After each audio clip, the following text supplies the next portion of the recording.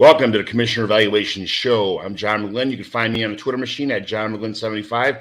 Today, I had the pleasure of talking with FantasyNerdBoi as we take a deep depth chat into the AFC and NFC West depth charts as in our lads. That's where I get all my information from. So we'll go on here and we'll take a look at those.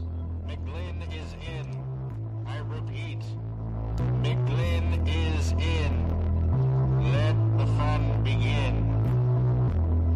This is the Commissioner Evaluation Podcast with your host, John McGlynn.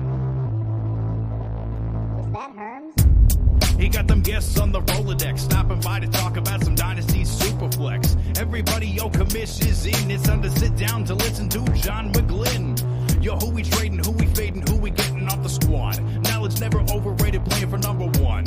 Hey, yo, McGlynn is in. It's time to let the fun begin. It's the Commissioner Evaluation Podcast with John McGlynn. There we go. That is my intro. Thanks to Herms NFL for the awesome intro. I appreciate it. Play it every week, and we'll get that some video enhancement in the future. I say that every week, but it'll happen one time. So, first of all, Nordboy, tell me about yourself, where the Twitter machine can find you, and what you do in the fantasy football world that makes people want to follow you. What's up, John? How you doing, brother? It's I'm glad to finally be on the pod. I feel like we've been talking about this for a couple months now. But yeah, I am on Twitter at Nerdboy Takes. I value players pretty accurately, as far as keeping up on their value and informing the public about what you can do trade wise, how to move off players, and I do tend to gravitate towards that side of fantasy football. Do a lot of startups, and I figure out who's where and what their ADP currently is. It really helps me being constantly in startups to kind of figure out, where these players are valued by the public, because ultimately their ADP is, their value at the current market. But I have a Discord that is Dynasty Degens that I have probably over 150 guys in currently. I think actually 125 guys in right now. And then we also just launched a Dynasty Degens podcast. So that's kind of a variety podcast where we have a guest on every week. And I'm sure I'll have you on there eventually. And we're just, chop it up with them and then talk whatever's going on in the fantasy world that day. So it's different every week, but we have a lot of fun on there. And like I said, we're on episode 4 this week. So just excited to get that going. Super happy about that, man. I can't wait to be on. I love the show. You got the perfect guy for ADP talking about players. We'll do these depth charts today. You can tell me who needs to slide up, slide down, or who to move on from. So tell me about the day of your life outside of fantasy football, like family, pets, career, hobbies, all that kind of stuff. Yeah. So I am a dad. I have a 1-year-old and a 3-year-old. So that's pretty much my life outside of fantasy football. I work with education. So that's pretty nice where I have the summers up. I'm for work right now. So a day in the life for me is wake up at 4 a.m. and I do fantasy basketball blurbs. So that's really where I started everything, was doing fantasy basketball. So I write blurbs for Roto at 4 a.m. So I pretty much go and look at the news for that night, or, whoever's trending. And then I write a little blurb for them. And then, that gets launched out into the sphere, if you will. And it goes on Yahoo and Sleeper and all that. But then, after that, I usually get the kids up, do a whole routine where I'm feeding them, get them ready for school, and I get them out the door, and then I try to do a little something for myself, go to the gym or do something that, gets me going. Come back home, check the email, and then it's really locked into fantasy football content. I usually do some writing for the the podcast itself. Like I'll figure out what we're going to be doing for the week, or, I get into the Discord and I talk to the guys about things that they want to talk about. And, I think fantasy football is sprinkled throughout my whole day. But then it's mostly go get the kids, take them to the park, go have some fun. If I'm having a day to myself, me and my wife will go to hike or bike or do something outside and just enjoy the weather while it's gorgeous out. So, yeah, it's dad life, man. There's a lot of just whatever the kids want to do, whatever we're doing as a family, which is, good, very different from my life 10 years ago, for sure. Yeah, you ain't kidding. It gets different as these changes in life. And when they're, you thought life was expensive when you had to buy baby diapers and formula and stuff all the time. Then they start getting into school and it's, a couple field trips here and there. And it's like, oh, I don't got to buy diapers and formula anymore. And then they get older and they start getting into all these competition sports, lacrosse and basketball and wrestling and cheerleading. And it's like, holy cow, I want to go back to just buying diapers and formula. So it was so cheap back then. We're just like this year alone, we've been to Texas and California and Florida, Georgia, Massachusetts, Iowa, Indianapolis, all for lacrosse and other sports. But the good thing about it is, like I said before the show, is I have four kids. They're real good kids, 2 boys, the older ones, and then the 2 youngest ones are girls. And they're best friends and worst enemies 3 or 4 times a day. That's kind of how that works. But life goes on. You just keep pushing, and it all just kind of works out. Just keep going, keep them busy. All my kids, I always said all the time, hey, I don't care what you do, but every season you're going to play a sport your entire life. That's, I don't want you hanging on the outside. You have too much time in your hand is not a good thing. So if you can't find a sport, I'll find one for you. And I put my kids in bowling, and that's how we find lacrosse. My daughter didn't want to play softball anymore. It was too boring for her. And I'm like, well, find something. I'll find it for you. We were driving past the park, and she goes, I want to play that. And I didn't know what the hell it even was. I never heard or saw lacrosse before. So she joined it. And now she got a full scholarship to college for lacrosse to go for St. Ambrose. So it worked out good for me. That's amazing, man. I love hearing that. I definitely, because it's tough nowadays with tablets and TV, and you want, when we were growing up, it was, go outside and then come back home for dinner and then go back outside again. And that was every day. Street lights came on, come home, and that was street lights. Yeah, don't go past this house or that house in the neighborhood, and that's how it was. It was like I had like little, territory that I had to, abide by, and if my parents saw me past a certain house, they're like, "What are you doing, buddy?" So, it's different. It is different now, so it's good to keep them active and keep them involved in certain activities. So that's what I plan on doing too. It is. Chicago is divided up into parishes. So we had like all our Queen Universe Parish and the St. Mary Star to Seat Parish and St. Nick's and St. Denis. And out here, I live in the suburbs now with my kids, and there's none of that kind of camaraderie. It's in the subdivisions, It's the kids are there's 1,800 people in these subdivisions, and they kind of get lost. There's so many kids in each classroom, but it's a whole different life. But it's good. It's got its goods and its bads. I want to move back to the city so bad every day of my life, but my brother's both Chicago cops. They're in the city, and they're just their kids just seem to have such more of a small camaraderie, best friend kind of thing. When you're out in the suburbs, there's just so many kids. Or there's 5 grades of first grade kids, 5 grades of 5 classes of second grade kids.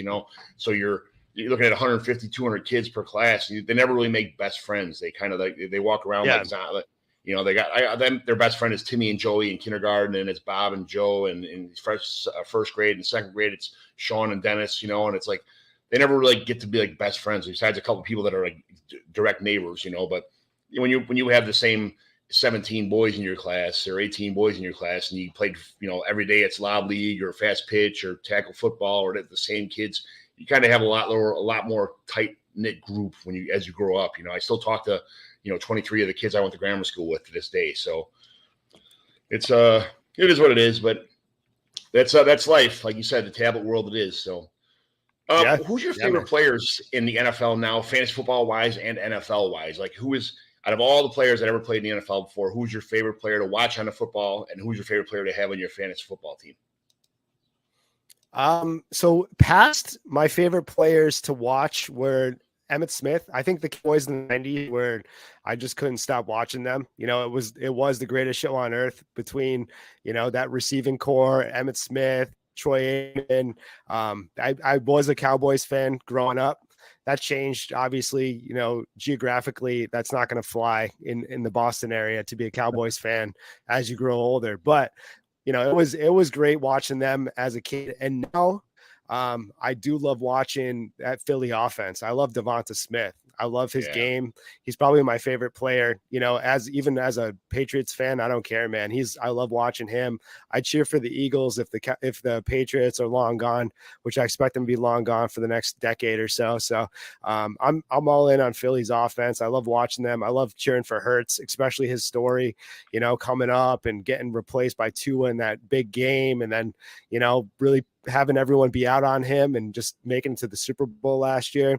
It's a good feel, and know that Nick is probably going to listen to this and be happy about that too. But I love Devonta, AJ Brown. I think that whole offense in general is just something I love watching from day to day, and love on my fantasy teams too. Yeah. I got a question for you. I was a Dolphins fan because I live in Chicago, but I was a Dolphins fan because I love Dan Marino. The Bears never had a quarterback in their entire franchise, and I was an offensive lineman my whole life, and I love watching Dan Marino just sit behind a fantastic offensive line and pick apart every team on the planet. It was great, and I would have thought he went to more Super Bowls the entire time. But now the Dolphins, I'm not a big fan of the Dolphins anymore because the owners of the franchise suck. The team has sucked for a while. They're kind of in like a win now right now, but not a big fan of Tua. I love Josh Allen. And it's like, man, I don't want to root for a team anymore. I have all these dynasty teams. I don't even care. I just want to watch the red zone and watch my guys score and stuff. Is it okay to just kind of switch my allegiance to like players at a time and be Josh Allen fan for 15 years and then switch to the next guy 15 years after he's gone? Or how does that work, man? Am I a fair weather fan for doing that? I mean, honestly, people take sports a little too seriously. Sports fun. It's, especially in the fantasy football community.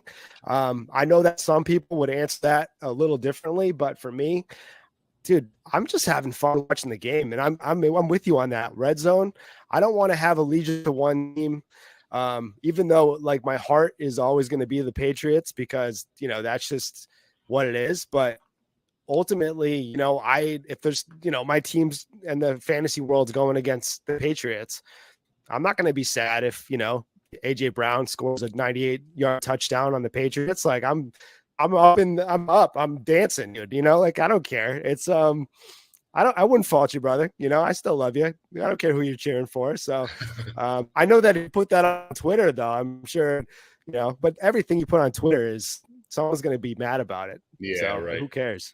Too bad. Yeah. Too bad. Speaking of red zone, what's your favorite when you sit down in red zone Sunday morning watching all the NFL games? What's your favorite food when you're sitting around watching red zone?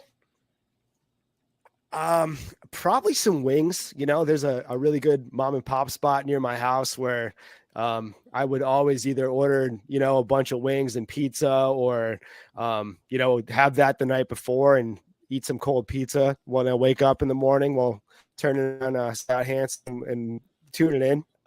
I do love cold pizza. So it's usually junk food. I try to be good and not have the pizza every week, all week, but it's so easy because I have my in one hand and I need one-handed food when I'm watching football so I can have this and this free. If I can do the pizza with one hand and sip, then that's fine with me. But there you go. I don't think I have a go-to, but yeah, it's always pizza and wings for me usually. You drink that Yingling stuff? What's your favorite beer? Nah, I mean, it's always up in the air. I like an easy drinking, like an all-day IPA or something really light.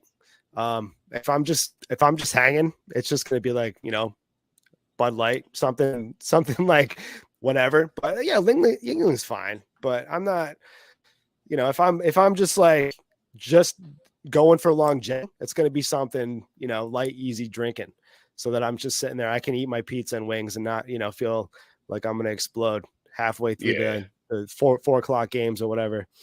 Yeah. My garage or my neighbor's garages or something like that, it's probably real light and, we'll order pizzas or something like that too. But if we go to a bar, a lot of bars out here have $1 16-ounce drafts and they got like half price appetizers and like $7 like individual pizzas and stuff like that. So it's like you get a pretty good time. You get these $2 like Blue Moon's one of my favorite beers, or Smittix is one of my favorite beers too for $2 16-ounce Blue Moons on Sunday afternoon. You really can't beat that, So it's no man. That's I'll take it for sure.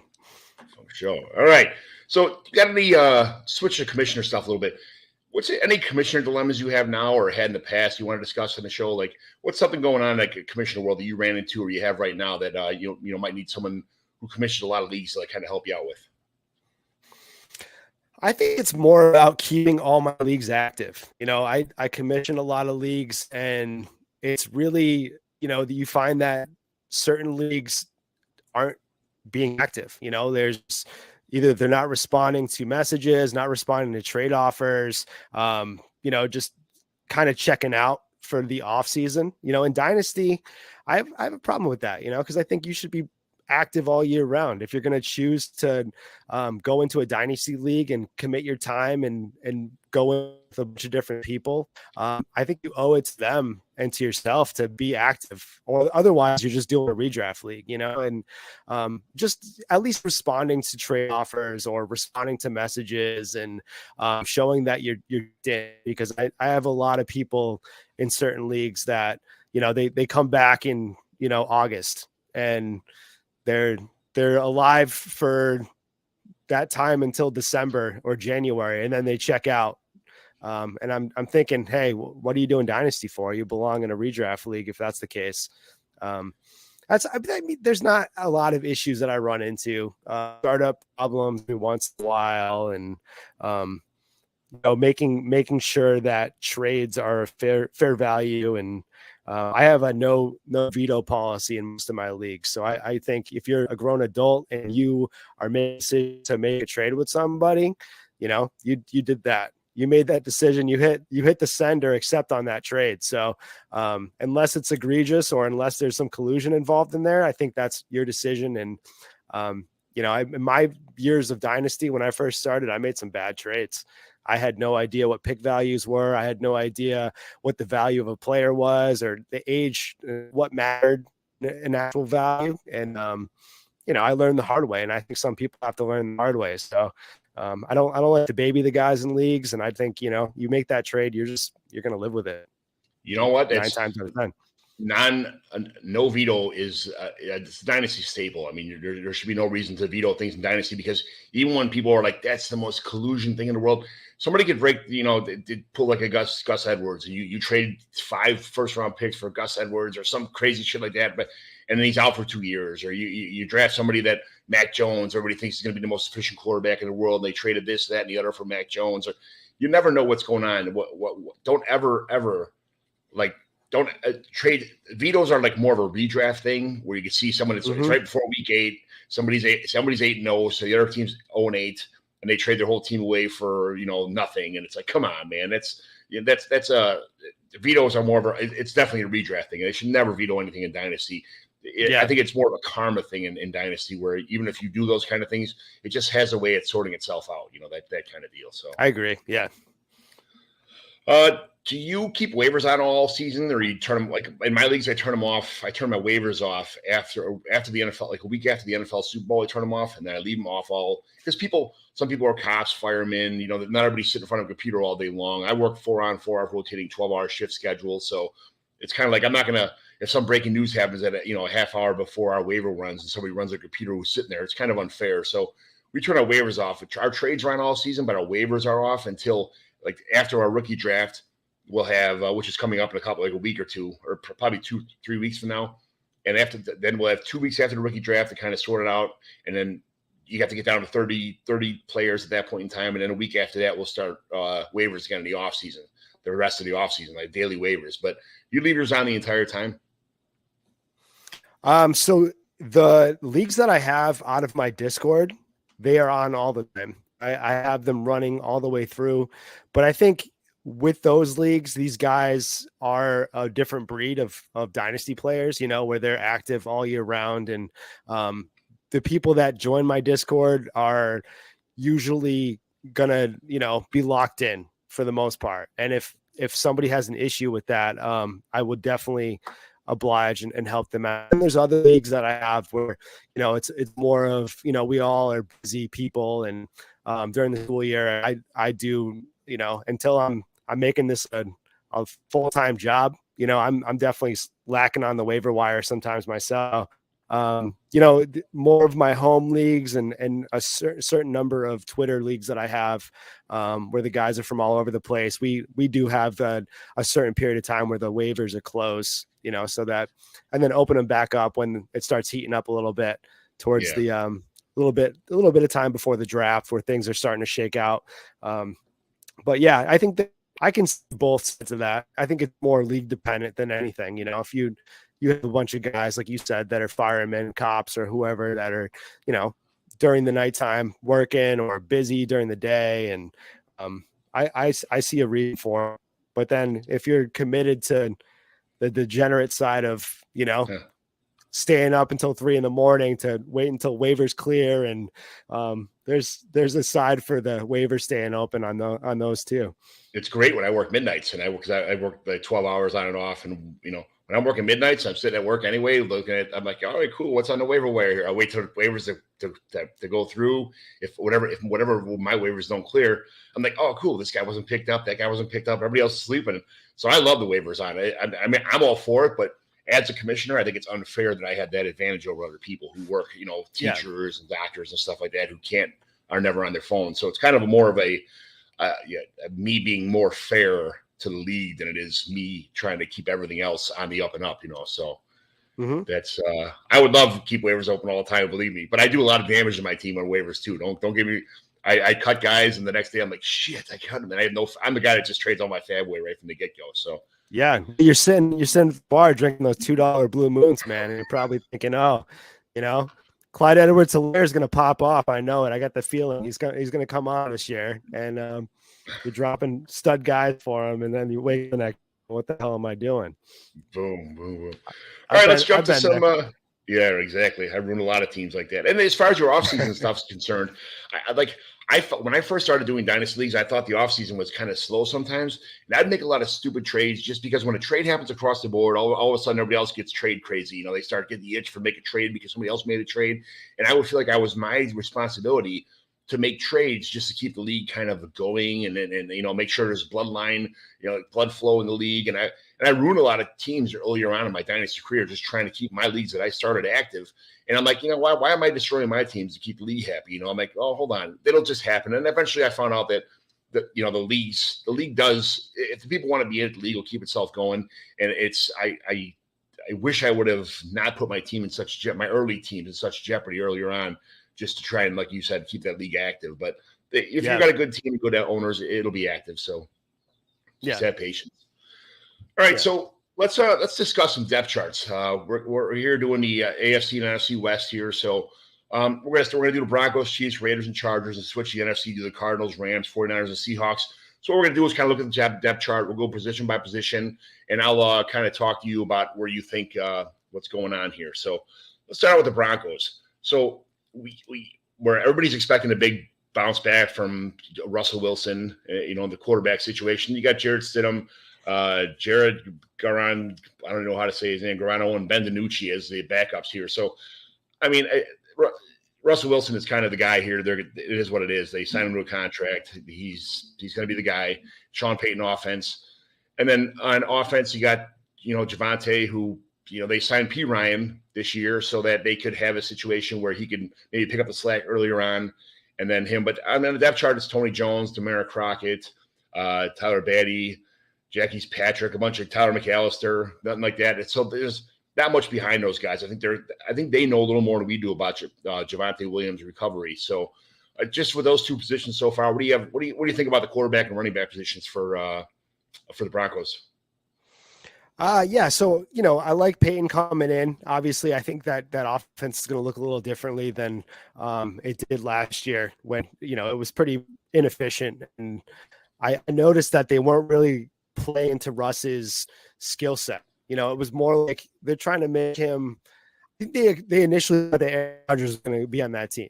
I think that's what the game plan was, the coaching structure and everything. I think they had planned for a different running quarterback, and then they got Russ, but they weren't really prepared to play into the Russ game. His skill set that makes Russ cook. He's not a pure pocket passer. They're really trying to make him get in the pocket and not scramble and just it was messy. So I think they're gonna, readjust that and hopefully change up how they approach his game, because he's locked in. He's not going anywhere. He's got that big contract.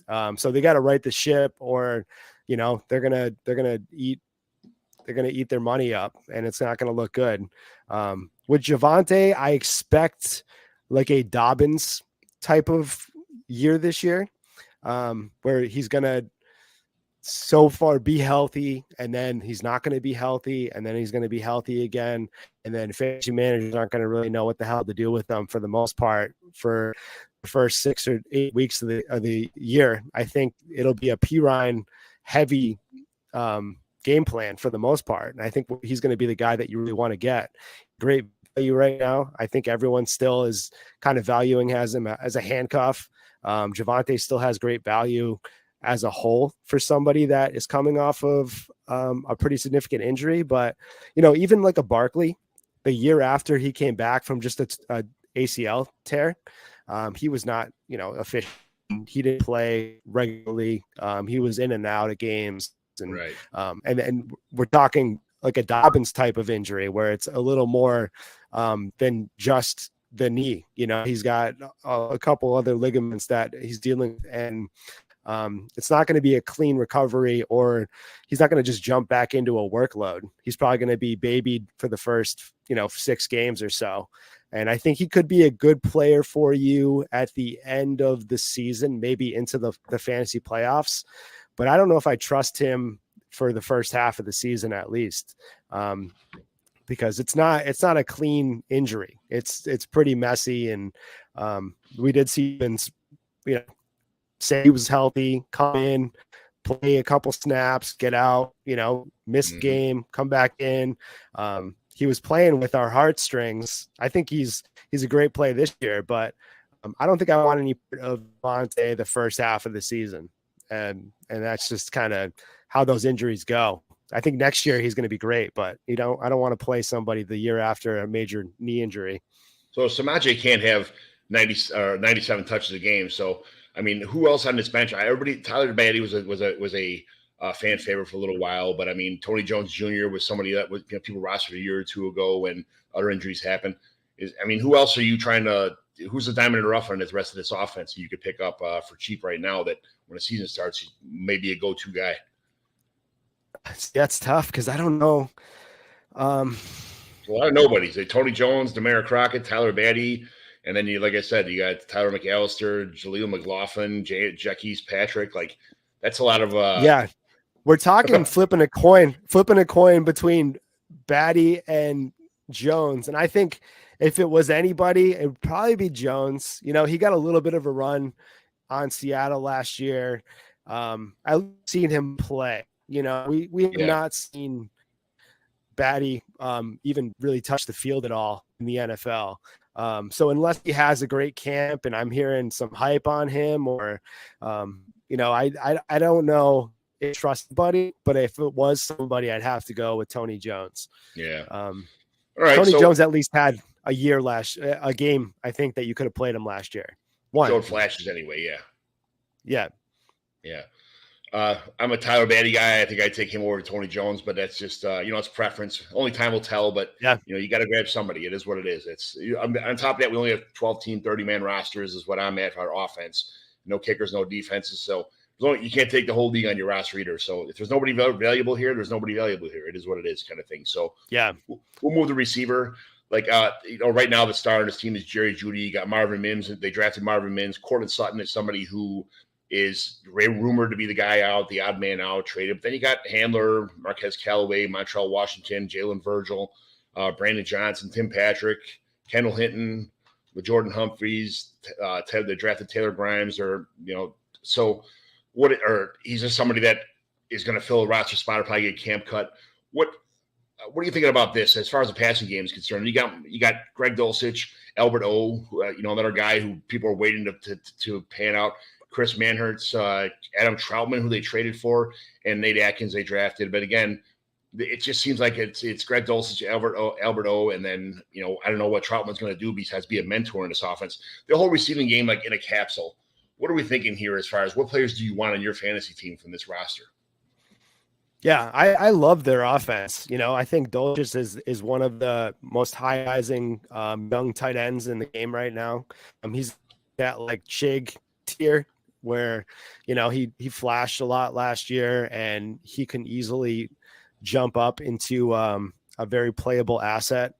So he's a riser in the young tight end tier for me. But, Jerry Jeudy, I think, is somebody that everyone's in on right now. They are all predicting him to have his breakout year. Everyone every year feels like it's Judy's year. But I believe it with Sean Payton that he probably will profile as the one of this offense.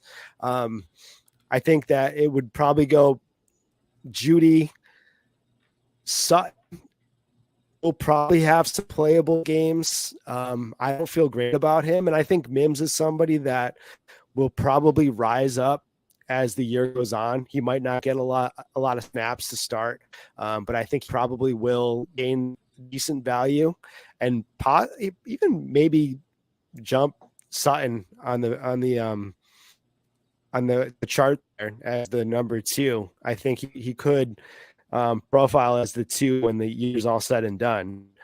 So I do agree that Sutton's probably the man out eventually. I don't know if they're going to trade him this year or if they're just going to outright replace him next year. But he feels like the most unsafe pass catcher out of those 3. Yeah, no, I get it. And I feel like Sean Payton might come in here and run a couple two tight end sets, and then there'll be a wide receiver out anyway with just 2 guys on the outside possibly. So maybe they're just going with Jeudy and Mims, and they'll keep Dulcich and maybe Troutman in for a blocker, or maybe figure out some way to use Albert O like he hasn't been used yet. So we'll see what happens there. But in a nutshell, this offense only has a handful of producers, and even them, we're not sure about Sutton, and we're not really sure about Javonte. So they got some growing pains here in Denver. Hopefully Sean Payton will figure this stuff out. But a little bit, the next team we're going to do is the Chiefs here. Now, this is a very high-powered offense, but there never seems to be besides Travis Kelce, there never seems to be a guy. It's, then on top of that, you got Mahomes. Nobody's playing if Mahomes is healthy. So Blaine Gabbert, Shane Buechele, Chris Oladokun, whatever. And then you got Pacheco, who is, I honestly feel that they didn't draft a running back in this class because they're going to be able to follow the likes of Dalvin Cook or, somebody else that might get cut from somewhere else for his salary cap or some other reasons. So you got him, and Jarrett McKinnon produced pretty well last year.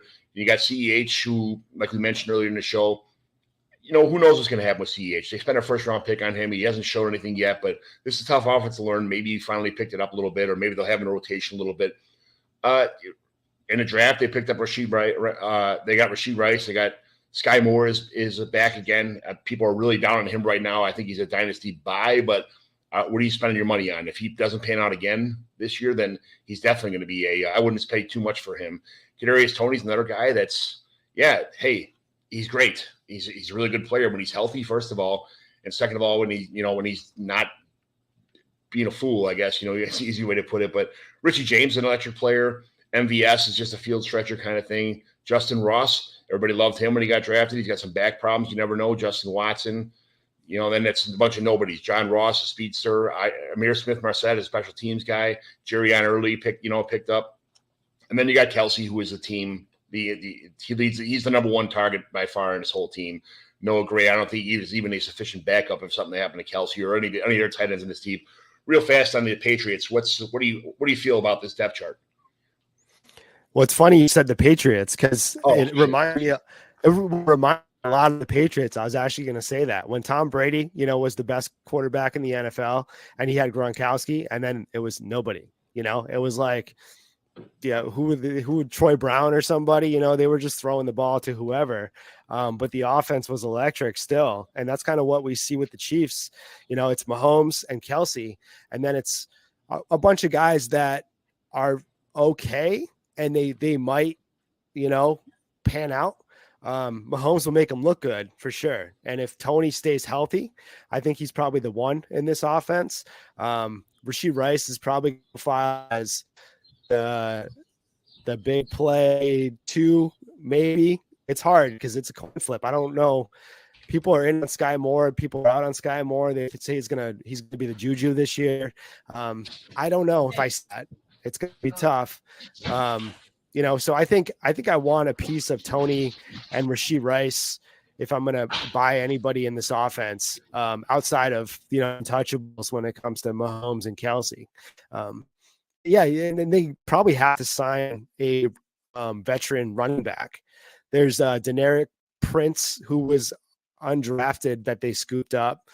So I don't know if they're going to battle with Pacheco and Prince. It doesn't feel like it's going to be enough, but I think Clyde Edwards-Helaire really burned them to the point where they're not going to spend any draft capital on a running back anymore.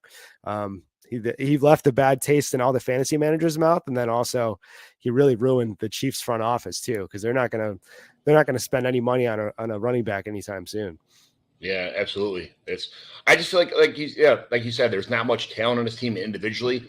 Kadarius Toney does have a chance to be number one here, but I'm not really sure. I think it's okay. Like Mahomes is just happy with every play. There won't be any fantasy superstars here. It'll be, 3 passes this guy, 5 passes this guy, 7 passes this guy, and then next week it'll just play next man up again, and just keep rotating across the roster. So I know we just get Kelsey and Mahomes, and the rest you're gonna have to piecemeal together. Yeah, I don't know, be reaching for any guys in that offense besides the 2 studs there. It's going to be tough. Right. Like you said, it'll probably be up and down for fantasy production between those guys for sure. So what do you think about the Raiders offense? It changed a little bit here. We got some new faces, but the workhorse is still around. Tell me what you think about the Raiders offense. Yeah, I mean, I think Devontae Adams is QB proof. I think he proved that last year, where he's going to get his regardless of who's throwing the ball and what's going on. I like Jimmy G as a gamer. I think he's going to do what he needs to do to make people at least startable. He's not going to be throwing for 30, 40 times a game and for 500 yards, but he'll get you the ball in meaningful situations, and he'll get you in the end zone. I think Michael Mayer's going to pop this year. For a rookie tight end, he'll probably have a pretty decent ceiling, because we saw what Jimmy does to his tight ends. He really fed Kittle, and I think he'll be a good safety blanket for Jimmy when he's doing the dinking and dunking that he loves to do, the little short passes and the little slant routes and stuff. I think Mayer will probably really benefit from that game style. And then Jacobs is Jacobs. He's gonna have a year, I think. He's trying to get that contract, so he's probably a little unhappy. And then they have Zamir White in the backfield to him. Maybe he gets some play this year. I don't know, but I don't know if I want anybody behind Jacobs, to be honest. It's not a backfield that I'm aiming for. People were really, really crazy about Zamir White coming out of college. Last year they were making fun of Javas Jacobs in the training camp, saying, he's making him play in all the preseason games. Zamir White's going to be the guy. And then Zamir White was sat on the bench behind Amir Abdullah, and it's like, man, I thought Zamir White was going to be this awesome guy, and they saw what they have. Jacobs has been a really good running back, super underrated his entire time in the NFL. So, are you buying Zamir White for people who have him as a handcuff? Aren't getting rid of him because they know that it's a huge workload if Jacobs goes down. So, are you buying Zamir White right now in the offseason? And what would you trade to get Zamir White if you even wanted him in your team? Because I think he's the second best back on this team. I think maybe he just needed a little growing pains this rookie year. But what do you? If you had Jacobs, or let's just say somebody else in your league had Jacobs, what are you paying for Zamir White right now? Like what draft pick would you trade away to get Zamir White? Man, I think you could probably get Zamir White for like a 24th third right now. I think you could get him for pretty cheap. Or, if you haven't done your rookie draft yet, you could probably get him for like a 212 or something late, like a late second, early third, or, I'm fine with paying like an early third for him, because he probably offers the same upside as any, third round, fourth round running back that you're going to get in that area anyways. So yeah, I'll pay that, and people probably would accept that because they don't think he's going to out anything either. Okay, this is my big, because I just had this the other day. You're at late in the second round. Would you take Matt Abanikanda or just take Zamir White? You're on the clock at the late second. Matt Abanikanda is on the clock. Do you want him or you want Zamir White? Oh man, yeah, I want Izzy. I think. I do. I love his. Yeah, because he's great, and he fell in the draft a bit, but he fell to an actual decent spot because we know that the ACL isn't. We just talked about it with Javante. These guys, even though they're superhuman, they don't come back right away from these bad knee injuries. They take some time, and I wouldn't be surprised if Breece Hall took a couple games, or if he came back and was limited for the first couple games, and Izzy just got a lion's share of the workload. If they give Izzy like 60-40 or something to start off, as they baby him back, he could gain some good value early in the season. So I think he has a good pathway. Where Zamir White, he's going to be sitting unless Jacob goes down. Right. Yeah, I get it. What about the wide receivers? Are you trying to pick up a Jacoby Myers or a Trey Tucker they drafted, or Hunter Renfrow, who might have a little bit of a bigger workload as a slot receiver in this offense? Because Jimmy G's not known to throw like crazy downfield. So Devontae Adams, although he's a great receiver and quarterback proof, I'm not sure he fits Devontae Adams' skill set, as we would know as an outside receiver. So who else you go besides Devontae Adams? Do you want anybody else on this team? I don't know, because it's tough, because we talked about how Jimmy isn't going to throw 35, 40 times a game. So I don't know if he can really secure multiple fantasy assets in a game. I think Renfrow, they gave Trey Tucker like a pretty decent, what did he go? He went in the second or I can't remember where he went. He went early though. I don't have it up. Yeah, I don't have it up. But they took Trey Tucker, I think with pretty decent draft capital, but I don't think I want any part of him either. So if I'm gonna throw a dart, I probably want Reno, because we saw what he was when he was alone without Waller on that team a couple of years ago. He flashed. He showed that he can be a good slot guy. So if anybody, it's probably gonna be Renfrow. Day 2 draft capital for Trey Tucker, second round or third round pick, and number 23 in round 3. So it's they spent a little money on him. It's not like he's not expendable or not like that, but still a second round draft capital is pretty important in the NFL. So I get it. Yeah. Okay. Yeah, he's free too. I think people are not even drafting him in rookie drafts, so you could probably grab him on the wire in most leagues. Yeah. Jimmy, Michael Mayer probably might be the best second option on this team. So, besides Adams, I'm not sure Jacob's going to have tons in the passing game, but I'm honestly thinking that it's if you're talking about receivers or flex players, it'll probably be Devontae Adams, and then it might be by force Michael Mayer. I think he's already like an NFL ready tight end, but Michael Mayer may be more of a better football player than a fantasy football player, so you got to be careful about that. Yeah, so, but it'll be on the field. All right, so everybody's favorite team that just seems to choke all the time, the Chargers here. They got Herbert, and then as we all know that'll be it. If that's something goes, you got Max Duggan, Easton Stick. Then you got Austin Eckler, right, which is a trade candidate this year. And then Josh Kelly, Isaiah Spiller, who didn't pan out his rookie year, Larry Roundtree, a bunch of nobodies. And then they drafted Quentin Johnson, Mike Williams, Keenan Allen, Josh Palmer's kind of underrated in some circles right now, especially if something was to happen to, when they got rid of one of the receivers, Keenan Allen got hurt or something like that, or, if they got rid of Austin Eckler, maybe a couple more receiver targets across the middle.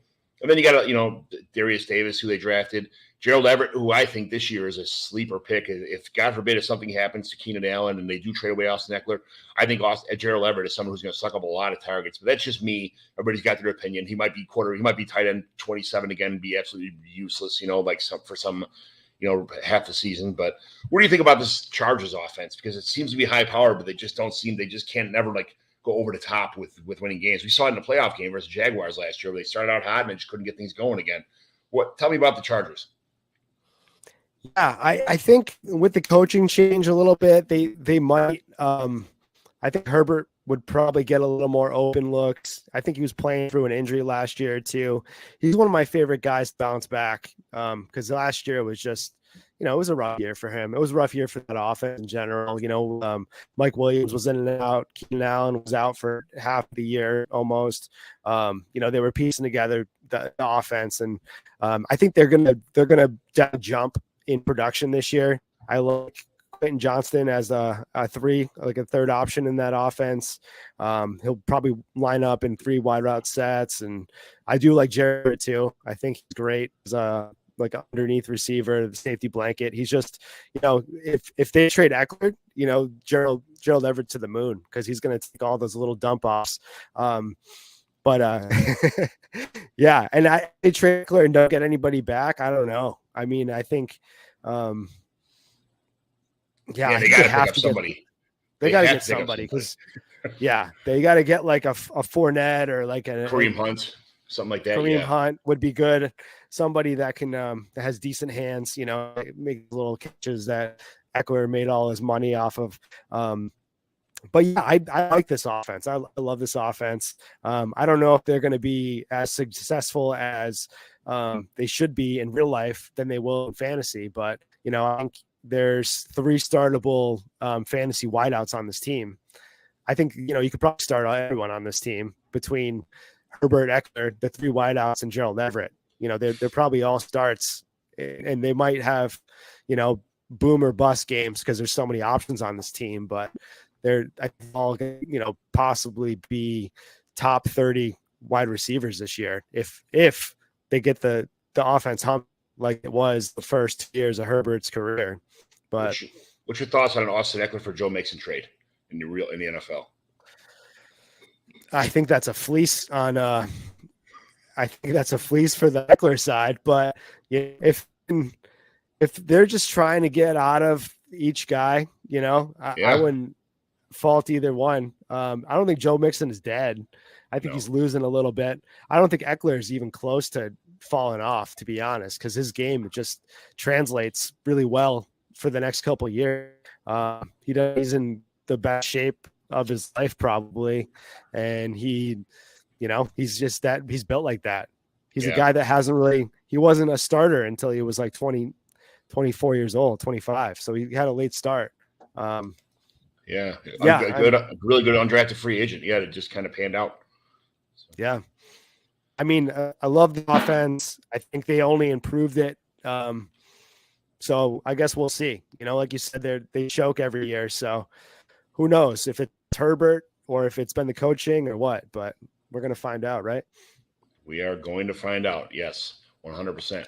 So let's switch to the opposite side of the spectrum here. We'll go to the NFC. We'll start with the Arizona Cardinals. Man, they are a mess. So I'm just going to let you – here you go. Here's the ball. Tell me about the Cardinals, all right? Yeah, I think the Cardinals are probably going to try to really just throw this year. With Kyler out the year, I think they're probably going to just say, this is a rebuild. We're going to kind of punt for this year and just see what we have. I think Colton Tune might actually be the starter when it's all said and done on that team. I think they drafted him with no expectations, and I think he probably could beat out Colt McCoy, who's been injured off and on more than Kyler actually. So I don't know if even Colt McCoy would last a whole year. I don't think they're going to bring Kyler back at all, because I think they can easily get a really high draft pick this year, and it'll be an offense that I don't know if I want much to do with, in Dynasty. Obviously, Hopkins is going to get his from here and there. He produced last year with whoever. It was tough though, tough sledding. He didn't get easy looks, but he still had a decent fantasy production. Hollywood is, I think, the one that's going to get affected the most by Tyler. I think he'll probably be a low floor guy for a little while. And then what do we have? James Conner. James Conner will have a year this year, because they might just try to abuse him in the backfield, and with a possible rookie quarterback or somebody that is a veteran, he's probably going to get a lot of handoffs, a lot of just chunk work, and he's going to get a lot of production based off of the quantity of touches he gets. But I don't know if I missed anybody on there. I'm the guy who rosters Keontae Ingram on every roster right now. So I'm It's not bad. that I don't like James Conner, but I just think that he is someone that I'm not sure how much he could take as far as what his is. Yeah. And Ingram's is somebody I always liked. I just feel like he's, especially what you can get him for right now. I know people know he's the handcuff behind James Conner, and that people love holding on to handcuffs. But I mean, you could offer probably a early third, and get Kathy Ingram pretty easy in a lot of leagues, and people Absolutely. overlook. Rondell Moore, DeAndre Hopkins, Michael Wilson, who they drafted. Michael Wilson's kind of underrated as far as I'm concerned. Maybe not this year, but for dynasty-wise, someone to take. I even like Greg Dortch. Greg Dortch is super underrated. You could trade a fifth-round pick in Greg Dortch and let him sit on a 30 spot on your roster. and just someone I like a lot. And Zach Ertz, I think he's this might be the Trey McBride kind of breakout year. Even though Ertz was hurt half the year and McBride didn't do too much last year, I think this year he might have a lot bigger role in an offense that kind of doesn't have an identity right now, especially if Colt McCoy starting the season, or if they got to start with like Clayton Tune, something like that. So who knows? This is a tough with this team. I honestly think this team is just tanking, to get for the Caleb Williams sweepstake, and they're just going to trade Murray at the end of the year. So. That's what everyone's thinking right now. Everybody thinks the same thing. That usually never happens. So, yeah, the whole think tank thing where it's a human centipede and everyone is feeding the same idea to everyone else. And I don't know. I don't know if it would be. It wouldn't. They'd have to get rid of Hopkins. But they'd have to get rid of Hopkins. Break the whole thing down. Exactly. It would be Hollywood and McBride, and that's about the entire offense that would stay. Mike Wilson, if he stays healthy too. Yeah, I mean, if they get rid of Hopkins and send him somewhere, like they should, especially if they don't have a quarterback the first half of the season. That let the young kids start out. Maybe even trade Marquise Brown away. I know you just got him, but I mean, it's if you're going to break down, just break down. It is what it is. This team is not going anywhere anytime soon, especially in the pretty decent division with some pretty good contenders around you. But this is a pretty bad division. There's a couple really good teams and a couple really bad teams. So, yeah. Speaking of really good teams, let's jump to the 49ers here. You got Trey Lance, Brock Purdy, Sam Darnold, who is my offseason Twitter darling, because I'm not sure what's going to happen with Lance. I hear the reports saying he's throwing better and, he's the best thing ever. But everybody in camp is the best thing ever right now. And Brock Purdy, if he's not healthy yet, Sam Darnold gets a chance. This team is too good to lose games. I mean, you're going to put anybody back there at quarterback and the team to do pretty well. You saw Brock Purdy win how many games in a row with just as an what is he, undrafted free agent or a seventh round pick or something like that? Yeah, he was like a late last round quarterback. Yeah. You got McCaffrey, Elijah Mitchell, TDP, Jordan Mason. It's Jordan Mason's not even bad, and he's like the 17th option on his depth chart for running back. You got Debo, you could do anything. Brandon Ayuk's a really good receiver. Danny Gray is an underrated receiver for where he's at on his depth chart. You got a bunch of Jawan Jennings, Ray McLeod, Chris Conley, Willie Snead, Daz Newsome. It falls. This Willie Snead, Daz Newsome kind of. After that, it just kind of drops off. Those guys kind of start to fall off the radar here. But you got George Kittle, Braden Willis, Cameron Lutu. This team it's pretty stacked. And on top of that, they have a really good defense, so they don't have to do much on offense, and they got a really good depth. I see they're one of the deepest teams in the league as far as talents wise concerned. So tell me your thoughts on the 49ers. Yeah, I mean, I think in a Shanahan system, you nailed it, where they could have anybody at quarterback and that team would be pretty successful. Offensively, they would just have to be a game manager, and Brock Purdy proved that you don't have to be the best passer or, be the sharpest on your feet or, make the best decisions to be successful on that team. I don't know what's going to happen with quarterback. Trey Lance is his draft capital and the way that trade went down. And I would have to imagine that they gave him a shot because of everything they invested in him. But I've seen teams do whatever to players that they invested in. They don't care. They just want to win. So if Trey Lance doesn't offer that, I think, Brock Purdy's the guy. Or, hey, I know a lot of people all in on Sam Darnold right now too. 5-star Maddie, I see you out there. He's probably going to listen in on this. I know Darnold's his guy. But yeah, you can't. I don't know if they're going to even, it's not going to matter who's at quarterback because, they have Christian McCaffrey, they have Debo, who's that hybrid, do whatever for you. He can be the running back, do the slot guy. He can run out and outside. He's just the greatest utility player in the NFL. And then Ayuk is somebody that I'm really high on this year. He showed up, and he actually was the one on that team last year. So I think he's going to benefit from a Brock Purdy or even a Trey Lance. Yeah, and their depth is huge. Chris McCaffrey could go down, and they wouldn't miss a beat for the most part. Their running backs, like you said, they have 3 pretty decent starting running backs on that team. I'm all in on the 49ers this year. Like I said, it doesn't matter who's on the quarterback. I think they're going to be in the NFC Championship game no matter what. Unless something catastrophic happens, if CMC goes down or something, something big would have to happen for them not to go deep into the playoffs this year. They barely lost to the Eagles in the NFC Championship game last year. And I honestly think they would have won a Super Bowl if they would have stayed healthy or just had Brock Purdy didn't break his elbow like in the middle of the game. They would have won a Super Bowl, I think, in my opinion, last year. They're just too talented of a team not to. It just sucks that had to happen. So it is what it is. All right, so the Seahawks, Geno Smith, he kind of proved that he's definitely a sufficient quarterback. Drew Lock is behind him. We all seen the Drew Lock story. I still like the guy, but NFL doesn't like him at all. The Seahawks almost had him being a starting quarterback till he got COVID. Geno took over, and the rest is history. Ken Walker, they drafted Zach Charbonnet, who, hear me now, believe me later, he'll have more fantasy points at the end of the year than Ken Walker will this year. So that may be not a hot take for some people, but I think Zach Charbonnet is a better all-around running back than Ken Walker is. Kenny McIntosh, Brent Kubiak. Then the receiving core, DK Metcalf, they drafted JSN, Tyler Lockett, and then, it falls off that you got Drake Young and Dwayne Askridge, a bunch of nobodies. Noah Fant, if he could kind of put things together, him and Will Dissly are both like solid tight ends. Noah Fant's a little bit more of a receiver, but this is a pretty damn good depth chart. And the Seahawks, although they're not great on defense, Pete Carroll's a defensive-minded coach. So, where do you think the Seahawks team's going? Because I feel like they're like a sleeping giant, kind of underrated a little bit. And they do a lot. They have some bad games, but I think they're going to finally put this stuff together with a player like JSN kind of thrown in the mix now. Yeah, I love the Seahawks this year. I'm rooting for that team. They have a lot of guys that I would love to see go deep in the playoffs. I love DK.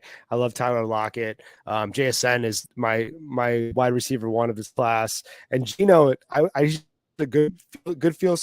a feel good story. Sorry.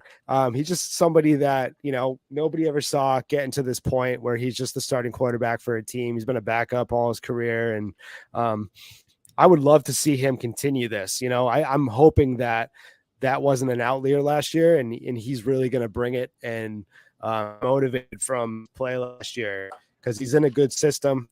He doesn't have to do too much, with all those big play guys around him. He really just has to get the ball in the hands of a DK or one of their running backs. And, I like Kenneth Walker, but I do love Sharp too. And I don't know how that's going to play out. I don't really have a strong take on either one. I think they're probably going to be a really good duo. Sharp is definitely a better pass catcher. So I think he's probably going to get all the passing work in that offense. And I think they might be 2 really starting running backs for fantasy once they kind of shake out the snap share and everyone's play style. And I'm excited for this offense. I really am. I think it's going to be amazing. And to have those wide receivers, have JSN line up across from DK. And Noah Fant was profiled as one of the top tight end prospects ever. I'm really waiting for him to hit. He's been somebody that is cheap in startups, and I've been grabbing him wherever I could. So I think, as an offense, they have a top 5 offense in the NFL. Yeah. If Geno is Geno of last year, that offense is scary. Very scary. That's what I'm saying. Like the Seahawks and the 49ers are just so good. And then you got the Cardinals and then you get the Rams. It's like, man, the Rams they got Stafford back, which, we're going to see. There's a lot of, echo chamber of Twitter says Matthew Stafford is this. He's not recovered. He's never going to be the same. His neck's still hurting. You know, you got Stetson Bennett who, you know, whatever. It is what it is. He's Stetson Bennett. You know, he's 29 years old already. So yeah, he's the same